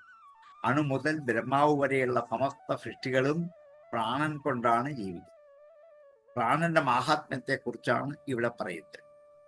ആയുർ വൈ പ്രാണ, ആയുസ്സാണ് പ്രാണൻ. അന്നമയ കോശത്തെ നിലനിർത്തുന്ന പ്രാണനാണ്. ഈ ഭൗതിക ശരീരത്തെ അന്നം കൊണ്ട് ഉപജീയമാനമായ വർദ്ധിച്ചു വളർന്നു വന്ന ശരീരത്തെ നിലനിർത്തുന്ന പ്രാണനാണ്. അതുകൊണ്ട് പ്രാണനില്ലെങ്കിൽ ഈ ശരീരം നിലനിൽക്കില്ല. രണ്ടാമത്തെ അകത്തുള്ള രണ്ടാമത്തെ ആവരണമാണ്, പൊതിഞ്ഞു സൂക്ഷിക്കുന്ന ഒരു കോശമാണ് ഈ പ്രാണമയ കോശം. അതുകൊണ്ട് എന്ത് ചെയ്യണം? രണ്ടാമതായി പ്രാണനെ ഉപാസിക്കണം. അത് പ്രാണായാമം കൊണ്ട് ചെയ്ത് പ്രാണന്റെ ശരീരത്തിലേക്കുള്ള ഗതിവിഗതികളെ നന്നാക്കി അതിനെ ശ്രേഷ്ഠമാക്കി മാറ്റിയിട്ട് ആ പ്രാണനെ ഉപാസിക്കണം. പ്രാണനാണ് ബ്രഹ്മം എന്നതിനെ സ്വീകരിച്ചുകൊണ്ട്, അതുകൊണ്ടാണ് ഈ ക്ഷേത്രങ്ങളിലെയൊക്കെ വിഗ്രഹങ്ങൾ പ്രതിഷ്ഠിക്കുമ്പോൾ അത് പ്രാണപ്രതിഷ്ഠ എന്ന് പറയാം. അവിടെ അന്നമയകോശം ഇല്ല, അവിടെ പ്രാണമയകോശം മാത്രമാണ്. ദേവന്റെ ആത്മചൈതന്യത്തെ പ്രാണനായിട്ട് മാത്രം കണ്ടിട്ട് ആ പ്രാണന്റെ 5 ഭേദത്തിലേക്കാണ് നിവേദ്യം സമർപ്പിക്കുന്നത്. പ്രാണ, അപാന, ഉദാന, വ്യാന, സമാനങ്ങളിലേക്കാണ്, വായിലേക്കല്ല. ദേവന്റെ വായിലേക്ക് ഭക്ഷണം കൊടുക്കലല്ല, ഓരോരോ പ്രാണനിലേക്കും നേരിട്ട് അതാത് വിരലുകളുടെ ശക്തി കൊണ്ട് സംക്രമിപ്പിക്കലാണ്. അത് പ്രാണന്റെ സംയോജനമാണ്. കാരണം ഈ വിഗ്രഹത്തിൽ പ്രാണപ്രതിഷ്ഠ മാത്രമേ ഉള്ളൂ, ബാക്കിയൊന്നുമില്ല. അന്നമില്ല, മനസ്സില്ല, വിജ്ഞാനമില്ല, ബാക്കിയൊന്നുമില്ല. ഇത് മാത്രമേ ഉള്ളൂ. അതുകൊണ്ടാണ് നിവേദ്യം എന്ന് അർപ്പിക്കുമ്പോൾ മുമ്പിൽ കൊണ്ടുവച്ച് ശോധനക്രിയകളൊക്കെ ചെയ്തതിന് ശേഷം അത് പരിശുദ്ധമാക്കി അതിൻ്റെ അകത്തെ ധാതുമലം വിവർജ്യ, അതിൻ്റെ അകത്തെ മലമാകാൻ യോഗ്യതയുള്ള ധാതുക്കളെയൊക്കെ അതിനകത്ത് മാറ്റി വിവിഷീകൃത്യ, വിഷമുള്ള ഭാവത്തെയൊക്കെ മാറ്റി അതിൻ്റെ സത്ത രസം മാത്രം അത് പ്രാണന്റെ അംശമാക്കി സങ്കല്പിച്ചെടുത്ത് അതാണ് പഞ്ചപ്രാണനിലേക്ക് സമർപ്പിച്ച് ദേവചൈതന്യത്തെ വളർത്തി നിൽക്കുന്നത്. അതാണ് എന്ന് നിവേദ്യത്തിന്റെ തത്വം പറയുമ്പോൾ തന്ത്രശാസ്ത്രം ശരിയായിട്ട് അതിനെക്കുറിച്ച് നമ്മെ ബോധ്യപ്പെടുത്താറുണ്ട്. അപ്പോൾ രണ്ടാമത്തേത് ഈ പ്രാണമയകോശമാണ്. അത് ഒന്നാമത്തെ അന്നമയത്തെക്കാൾ ഉപാസനായോഗ്യമാണ്. അതുകൊണ്ടാണ് ക്ഷേത്രങ്ങളിലൊക്കെ ഇങ്ങനെ നമ്മൾ ക്ഷേത്രം ഒരു ഉപാസനയാണ്, ക്ഷേത്രോപാസന എന്നാ പറയുക. ക്ഷേത്രത്തിലെ ആ പ്രാണമയമായ ഈ ആയ ബ്രഹ്മചൈതന്യത്തെ നമ്മൾ നിരന്തരമായി ഉപാസിച്ചു കൊണ്ടേയിരിക്കും. അതുകൊണ്ട് രണ്ടാമത്തെ കോശമായ പ്രാണമയത്തെ ഉപാസിക്കണം. മൂന്നാമത്തേത് മനോമയ കോശമാണ്. ഏതസ്മാദ്വാ പ്രാണമയ അന്യോ അന്തര ആത്മ മനോമയ. മനോമയ കോശം എന്ന് പറയും. ഈ പ്രാണമയ കോശത്തിന്റെ അകത്തുള്ള മറ്റൊരു കോശമാണ് മനോമയം. അന്നത്തിലൂടെയും പ്രാണനിലൂടെയും എത്തുന്നത് മനസ്സിലാണ്. മനസ്സിനെ സൃഷ്ടിക്കുന്നതും നിലനിർത്തുന്നതും ഇല്ലാതാക്കുന്നതും അന്നവും പ്രാണനും കൂടി ചേർന്ന്. കുറേ ദിവസം ഭക്ഷണം കഴിക്കാതിരുന്നാൽ നോക്കൂ, മനസ്സെന്ന് പറയുന്ന ഒരു ഉപകരണം, ഒരു ശക്തി പതുക്കെ പതുക്കെ ഇല്ലാണ്ടാകും. അന്നം കൊണ്ടാണ് ഇത് എന്ത് ചെയ്യുന്ന വളർന്നു വരുന്നത്. ഇനിയും അത് നിലനിൽക്കുന്നത് പ്രാണൻ വേണം. എൻ്റെ ഉള്ളിൽ പ്രാണശക്തി ഇല്ലെങ്കിൽ മനസ്സുണ്ടാവില്ല. അപ്പോൾ മനസ്സെന്ന ആവരണത്തെ താങ്ങി നിലനിർത്തുന്നത് ഇതിനു മുമ്പുള്ള 2 ആവരണങ്ങളാണ്. അതുകൊണ്ടാണ് അന്നത്തിലൂടെ പ്രാണനിലൂടെ എത്തുന്നത് മനസ്സിലാണ്. മൂന്നാമത്തെ ഈ ആവരണം മറ്റുള്ള ആവരണത്തെക്കാൾ സൂക്ഷ്മമാണ്. മനസ്സെന്ന് പറയുന്നത് സൂക്ഷ്മമാണ്. ആർക്കും നേരിട്ട് കണ്ട് ഒരു രൂപമില്ല, ആകൃതിയില്ല, ഒന്നുമില്ല. എന്നാൽ മനസ്സില്ലേ ഉണ്ട്. എവിടെയുണ്ട്? എല്ലായിടത്തും മനസ്സുണ്ട്. മനസ്സില്ലാത്ത സ്ഥലമില്ല. വിരലിന്റെ അറ്റം മുതൽ നഖത്തിന്റെ അറ്റം മുതൽ മുടിയുടെ അറ്റം വരെ ശരീരം ആഫകലം വ്യാപരിച്ച് നിൽപ്പുണ്ട് മനസ്സ്. മനസ്സെത്താത്ത സ്ഥലമില്ല. മനസ്സില്ല എന്ന് നമ്മൾ വെറുതെ പറയും, അത്ര മാത്രമേ ഉള്ളൂ. മനസ്സില്ലാണ്ടാവില്ല. കാരണം മനസ്സ് നിരന്തരം പ്രവർത്തിച്ചു കൊണ്ടിരിക്കുകയാണ്. സ്ഥൂലത്തിൽ നിന്നും സൂക്ഷ്മതയിലേക്കുള്ള പോക്കാണ് ഇനി നമ്മൾ പഠിക്കാൻ പോകും. സമസ്ത ജീവജാലങ്ങളുടെയും ഉള്ളിൽ മനസ്സെന്ന ഈ കോശമുണ്ട്. അതുകൊണ്ട് മനസ്സിനെ എന്ത് ചെയ്യണം? ഉപാസിക്കണം. മനോമയ കോശത്തെ ബ്രഹ്മമായി കണ്ട് ഉപാസിക്കണം. അപ്പോൾ മാത്രമേ മനസ്സ് പരിശുദ്ധമായി തീരൂ. മനസ്സിന്റെ വലിയ ദോഷം അതിനകത്ത് വേണ്ടതും വേണ്ടാത്തതുമായ സകല ചിന്തകളും വിചാരങ്ങളും. മനസ്സൊരു പാത്രമാണ്, വികാര വിചാരങ്ങളുടെ പാത്രമാണ്. വേണ്ടതും വേണ്ടാത്തതും ചിന്തിച്ച് വിചാരിച്ച് കൂട്ടിവെക്കുന്ന ഒരു വലിയ കേന്ദ്രമാണ്. അപ്പോൾ അതിൽ നിന്നും വേണ്ടാത്തതിനെയൊക്കെ മാറ്റി വേണ്ടതിനെ മാത്രം സ്വീകരിച്ചുകൊണ്ട് പരിശുദ്ധമായ മനസ്സാണ് ബ്രഹ്മത്തിലേക്ക് നമ്മെ എത്തിക്കാൻ പര്യാപ്തമാകുന്നത്. അതുകൊണ്ട് ബ്രഹ്മത്തിലേക്ക് എത്തിക്കാനുള്ളൊരു മാർഗമാണ് മനസ്സെന്നുള്ളത് കൊണ്ട് മനസ്സിനെ ബ്രഹ്മമായി കണ്ട് ഉപാസിക്കണം. യഥോ വാചോ നിവർത്തന്തേ അപ്രാപ്യ മനസ്സഹ ആനന്ദം ബ്രഹ്മണോ വിദ്വാൻ എന്ന് ഉപനിഷത്തും പല സ്ഥലത്തും പറയുന്നത്. പ്രാപിക്കാനാവാത്ത മനസ്സുമായി എവിടെ നിന്നാണോ വാക്കു പിന്തിരിയുന്നത് ആനന്ദമാണ്, ബ്രഹ്മമെന്ന് അറിയണം. അപ്പോൾ മനസ്സൊരു മാർഗമാണ്. മാർഗം നന്നായിരുന്നെങ്കിൽ മാത്രമേ ലക്ഷ്യത്തിലേക്ക് നമുക്ക് എത്താൻ പറ്റുള്ളൂ. വഴി നല്ലതായിരിക്കണം. ഇന്ന് വഴി നന്നാക്കാനുള്ള നമ്മുടെ ശ്രമം മുഴുവൻ ലക്ഷ്യമല്ല. ലക്ഷ്യം എങ്ങനെ പൊക്കോട്ടെ, വഴി നന്നായാൽ മാത്രം മതി. വഴി നന്നാവണം, അത് സത്യമാണ്. എങ്കിൽ മാത്രമേ അനായാസമായ ലക്ഷ്യത്തിലേക്ക് എത്താൻ പറ്റുകയുള്ളൂ. അതുകൊണ്ട് ഇതിന്റെ അകത്ത് തസ്മാത് വാ ഏതസ്മാത് മനോമയാത് അന്യോ അന്തരാത്മാ വിജ്ഞാനമയ, അതിന്റെ അകത്ത് വിജ്ഞാനമയമായ ഒരു ആത്മാവുണ്ട്. വിജ്ഞാനം എന്തിനുപയോഗിക്കുന്നു? യജ്ഞം തന്റെ. വിജ്ഞാനം കൊണ്ട് യജ്ഞത്തെ ചെയ്യുന്നതാണ് വിജ്ഞാനം. കർമാണി തനുതേപിച്ച, കർമ്മം ചെയ്യുന്നതാണ് വിജ്ഞാനം. യജ്ഞവും കർമ്മവും ചെയ്യാനുള്ള അറിവ് തരുന്നതാണ് വിജ്ഞാനം. അപ്പൊ ഇതിന്റെ അപ്പുറത്ത് അറിവെന്ന് പറയുന്ന ഒരു വിജ്ഞാനത്തിന്റെ വശമുണ്ട്. മനസ്സിന്റെയും അപ്പുറത്ത് അന്നം, പ്രാണൻ, മനസ്സ്, വിജ്ഞാനം. ഈ വിജ്ഞാനം കൊണ്ടാണ് സമസ്ത കർമ്മവും ചെയ്യുന്നത്. ഈ വിജ്ഞാനമില്ലെങ്കിൽ ഒരു കർമ്മവും ചെയ്യാൻ പറ്റില്ല. ഇത് യജ്ഞമാണ് എന്ന് വേർതിരിച്ചറിയണമെങ്കിൽ, ഇത് ശുദ്ധമാണ് ഇത് അശുദ്ധമാണ് എന്ന് വേർതിരിച്ചറിയണമെങ്കിൽ, ഇത് മേധ്യമാണ് ഇത് അമേധ്യമാണെന്ന് തിരിച്ചറിയണമെങ്കിൽ, ഇതെനിക്ക് വേണ്ടതാണ് ഇത് വേണ്ടാത്തതാണെന്ന് തിരിച്ചറിയണമെങ്കിൽ വിജ്ഞാനം വേണം. നോക്കൂ, മനുഷ്യ ജീവിതത്തിലെ ഏറ്റവും ഉത്കൃഷ്ടമായ സ്ഥാനം വിജ്ഞാനത്തിനാണ്. അപ്പൊ വിജ്ഞാനത്തെ എന്ത് ചെയ്യണം? ബ്രഹ്മമായി കണ്ട് ഉപാസിക്കണം. അറിവിനെ ആണ് വിജ്ഞാനം എന്ന് പറയുന്നത്. നമ്മുടെ ജീവാത്മാവിൽ അധിഷ്ഠിതമായ അറിവാണ് വിജ്ഞാനം. ലൗകികവും വൈദികവുമായ സമസ്ത കർമ്മങ്ങളുടെ കർത്താവ് ഈ വിജ്ഞാനം. ലൗകികമായ എന്ത് കർമ്മവും വിജ്ഞാനം വേണം. അതേപോലെ അലൗകികമായ ആധ്യാത്മികമായ ഏത് കർമ്മം അറിയണമെങ്കിൽ വിജ്ഞാനം വേണം. യജ്ഞം ചെയ്യണമെങ്കിൽ ഈ അറിവുകളെല്ലാം വേണം. എന്താണ്? ഭക്ഷണം കഴിക്കണമെങ്കിൽ എന്ത് ചെയ്യണം? അന്നത്തെക്കുറിച്ച്, ഭക്ഷണത്തെക്കുറിച്ച്, അതിനുള്ള സാധനങ്ങളെക്കുറിച്ചൊക്കെ അറിയണം. എങ്കിൽ മാത്രമല്ലേ അത് ഉപയോഗിച്ച് കഴിക്കാൻ പറ്റൂ.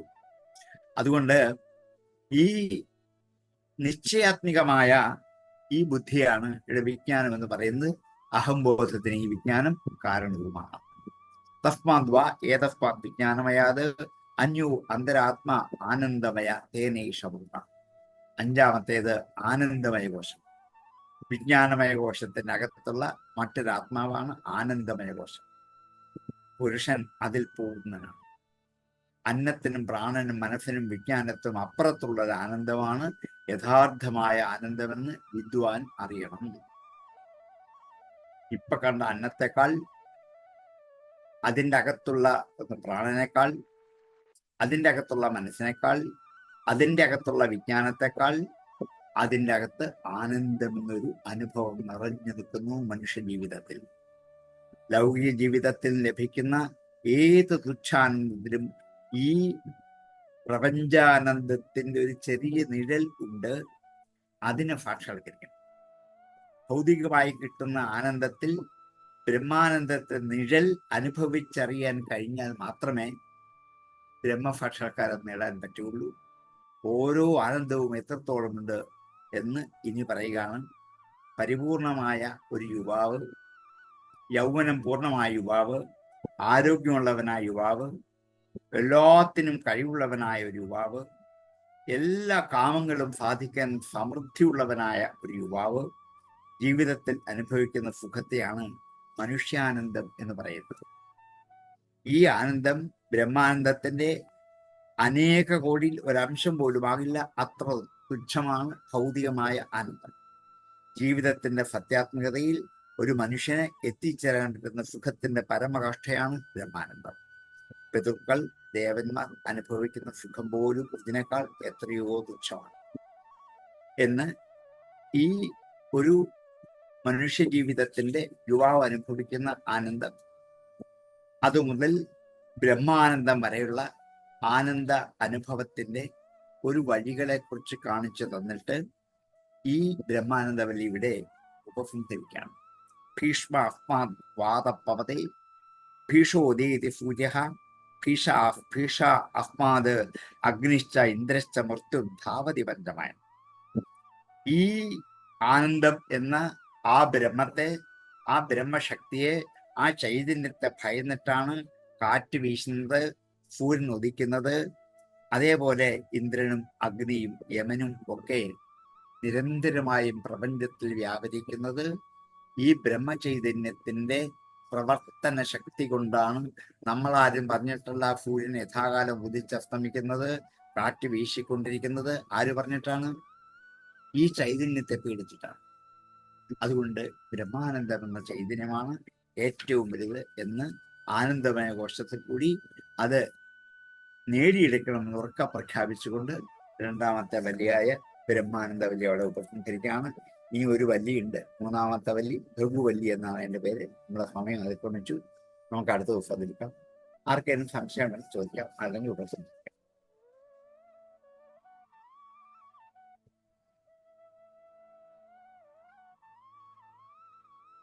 ജയശങ്കര, ചോദ്യങ്ങളൊന്നുമില്ല. എന്തോ ഒന്നുമില്ല. ഒന്നുമില്ല. കൂടുതൽ ഗഹനമാവും തോറും കൂടുതൽ സംശയങ്ങളിലോട്ട് പോകുന്നുണ്ടോ എന്ന് മാത്രമേ ഉള്ളൂ ഒരു ഭയം. സംശയങ്ങൾ തീരണം. എവിടെ സംശയം തീരുന്നോ അപ്പോഴേ ഉറയ്ക്കുള്ളൂ. അതെ അതെ അതെ. സംശയം കൊണ്ട് നടക്കരുത്. അതൊക്കെ നമുക്ക് പരിഹരിച്ച് പോകുമ്പോഴേ ലക്ഷ്യത്തിലേക്ക് എത്താൻ പറ്റുള്ളൂ.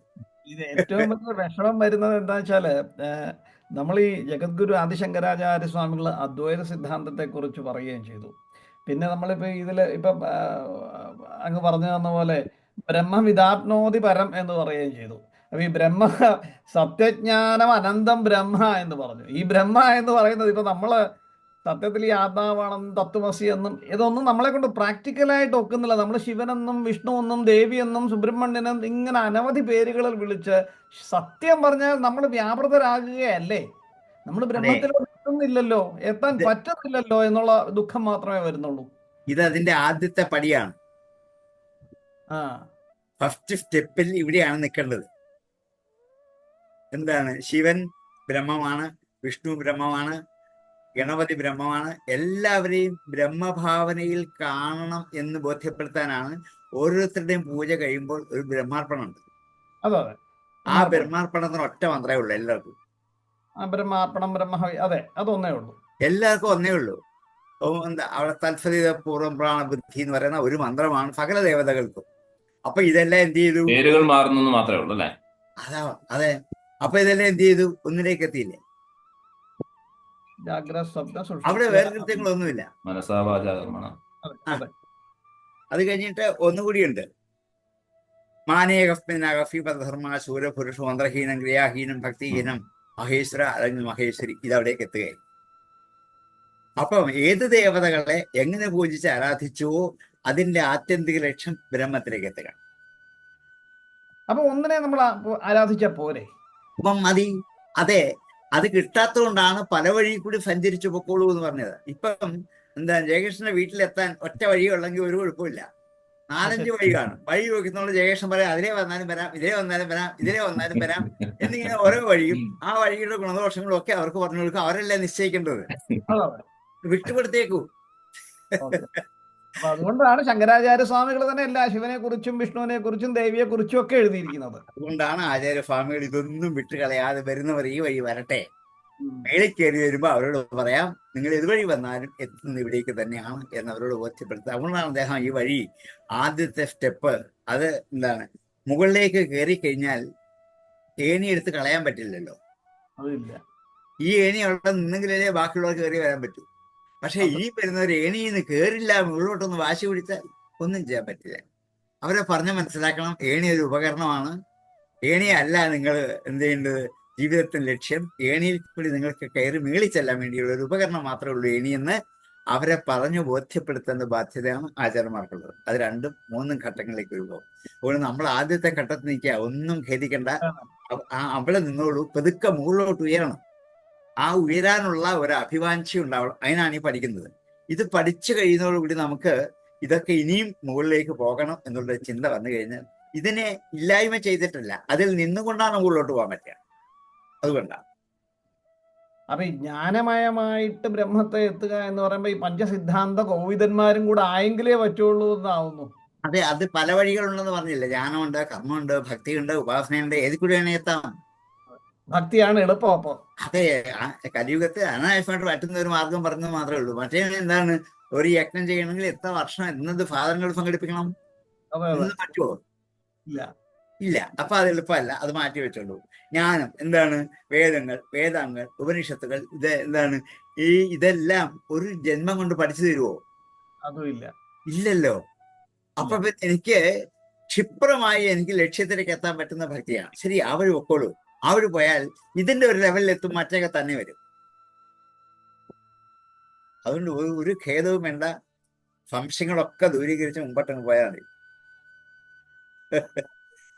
ബ്രഹ്മാവ് മുതൽ സമസ്ത ജീവജാലങ്ങളും പ്രാണൻ കൊണ്ടാണ് ജീവിക്കുന്നതെന്നൊരു ഒരു ആണല്ലോ. അതാ ഇതെല്ലാം അവർക്കുണ്ട്. ഈ 5 വർഷങ്ങൾ പഞ്ചപ്രാണന്മാരിൽ ബ്രഹ്മാവും അതിൽ ഉൾപ്പെട്ട് പോരുന്നുണ്ടോ? കാരണം ബ്രഹ്മാവ് ആകൃതിയുള്ള ഒരു ഒരു സ്വരൂപമായിട്ടാണല്ലോ ബ്രഹ്മാവ്. വിഷ്ണു ശിവനും അങ്ങനെ തന്നെയാണ്. അവരിലൊക്കെ അന്നമുണ്ട്, പ്രാണനുണ്ട്, മനസ്സുണ്ട്, വിജ്ഞാനമുണ്ട്, ആനന്ദമുണ്ട്. ഈ പറഞ്ഞ 5 കോശവും എല്ലാവർക്കും ഉണ്ട്.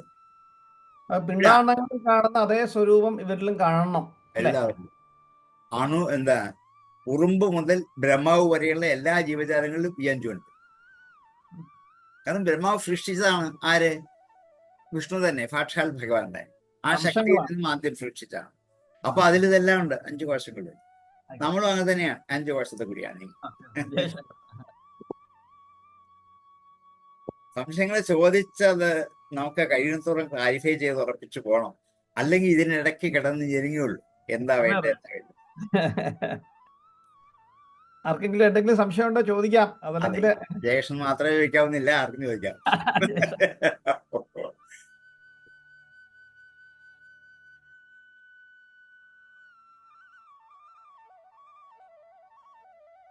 ജ്യോതിഷം ഇനി ആരും ഉണ്ടോ തോന്നുന്നില്ല. ആർക്കെങ്കിലും സംശയങ്ങളുണ്ടെങ്കിൽ ചോദിക്കാവുന്നതാണ്.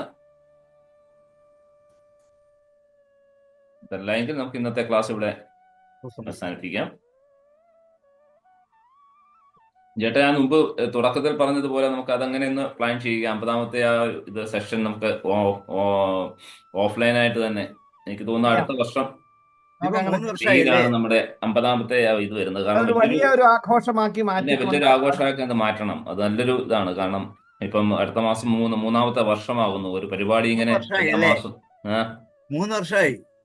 അടുത്ത മാസം 3 വർഷമാകുന്നു. അപ്പൊ നമ്മളത് വലിയൊരു ഇതല്ലേ. കാരണം ഒരു സംഘടന അതിന്റെ ഒരു പരിപാടി ഇങ്ങനെ കണ്ടിന്യൂസ് ആയിട്ട് ഇങ്ങനെ മറ്റുള്ള പരിപാടികൾ വരുന്നുണ്ട് പുറകെ. ഇപ്പം അഹം ബ്രഹ്മാസ്മി അതിപ്പം 42ഓളം, അത് ആഴ്ചകൾ തോറുമാണ്. ദിഗ്വിജയം വരുന്നൊരു 19 എപ്പിസോഡ്, അത് കഴിഞ്ഞ് 19 സെഷൻ കഴിഞ്ഞു. അപ്പൊ ഇതാണ് ഏറ്റവും കൂടുതലായിട്ട് ഇപ്പൊ വന്നിരിക്കുന്നത്. ഇപ്പം ആഴ്ച വയസ്സ് നോക്കുമ്പോൾ ജയേഷേട്ടന്റെയാണ് മറ്റേ അഹം ബ്രഹ്മാസ്മി, അത് 41ആയി ആഴ്ച വെച്ച്. മാസം തോറും ഉള്ള ഇത് വെച്ച് നോക്കുമ്പോൾ അദ്വൈത ലഹരിയാണ് 36. അടുത്ത മാസം 36ാമത്തെ സെഷനാണ്. അതുകൊണ്ട് അതാണ് ഞാൻ മുമ്പ് പറഞ്ഞതുപോലെ ഈ പോസ്റ്റ് ചെയ്യുന്ന സമയത്ത് എനിക്ക് ഇങ്ങനെ മനസ്സിൽ തോന്നി 35ആയി, അങ്ങനെ 36. എന്തായാലും അടുത്ത മാസം കഴിയില്ല. 36 3 വർഷം കൂടുമ്പോൾ നടക്കില്ല. കാരണം നമുക്ക് ഏപ്രിലാണ് നമ്മുടെ പരിപാടികളും കാര്യങ്ങളൊക്കെ. പിന്നെ കാൽക്കുലേറ്റ് ചെയ്ത് നോക്കിയപ്പോഴാണ് കറക്റ്റ് നമ്മൾ അടുത്ത വർഷം 50ാമത്തെ എപ്പിസോഡ് മെയ്യിൽ എത്തുന്നു. മെയ് മാസത്തിലായിരിക്കാം നമ്മുടെ ആചാര്യസ്വാമികളുടെ ജയന്തി. അപ്പൊ അതിനോടനുബന്ധിച്ച് തന്നെ നമുക്ക് ഈ 50ാമത്തെ സെഷൻ ഓഫ്ലൈനായിട്ട് തന്നെ നമുക്ക് നടത്താൻ സാധിക്കട്ടെ. അതിന് ആചാര്യസ്വാമികളുടെ അനുഗ്രഹം ഉണ്ടാവട്ടെ. ആർക്കും മറ്റുള്ള സംശയങ്ങളൊന്നും ഇല്ലെന്ന് കരുതട്ടെ. ഇന്നത്തെ നമുക്ക് സെഷൻ ഇവിടെ അവസാനിപ്പിക്കാം.